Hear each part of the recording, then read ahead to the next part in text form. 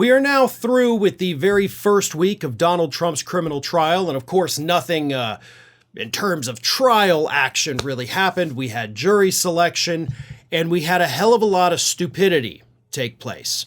Stupidity that came at the hands of not the people in the courtroom. There was plenty of that, but that's not what this is about. The stupidity came from the American media. What happened is that we had media outlets this week, even after Judge Merchan warned media outlets like, hey, you're allowed to do this, but it's really stupid for you to do this. And then media outlets, ABC News, Fox News, Politico, continued to publish personal details about the people that had been selected for the jury, to the point where one juror actually requested to be removed because they were scared for their life, basically. I've been doxxed. Everybody now knows everything about me, my work history, where I live, what my hobbies are, where I hang out on the weekends. Like, I gotta go. I'm not gonna be a part of this because of what the media has done to me. And even after that happened, the media continued with this. Now, let's be crystal clear about this. This is not illegal.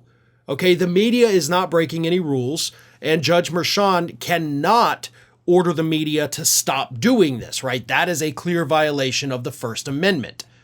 So we're stuck in this very weird position where the media gets a hold of these people's names who are going to be serving on the jury.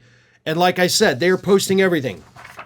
Addresses, work histories, marital status, hobbies, all kinds of things about these people, to the point where anyone who may not like what they eventually decide can figure out pretty easily, like, okay, well, they've made me mad, but hey, I know where they live, I know where they work, I know where they go after work, I'll find them, don't worry about it. That's what this is. And again, this is not just Fox News doing this. Fox News, of course, one of the worst, but it's not the only ones. ABC News, Politico, Inner City Press. The list goes on and on of these outlets that are just telling everybody, hey, if you want to find these people after the trial, here's where you go. I cannot imagine anything dumber than this taking place. And that, again, is essentially what Judge Merchan said. He told the media outlets, like, use common sense. But there is no common sense in the corporate media. They waved bye-bye to that decades ago.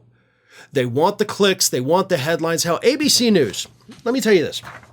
ABC News ran this headline. Here's everything you need to know about the first 7 jurors of Trump's historic criminal trial.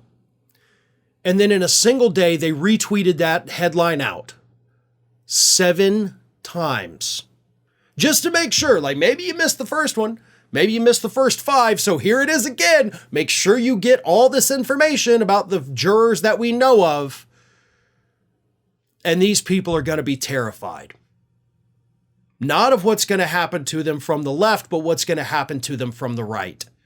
So in order to avoid that, now that they've been doxxed, what will they do?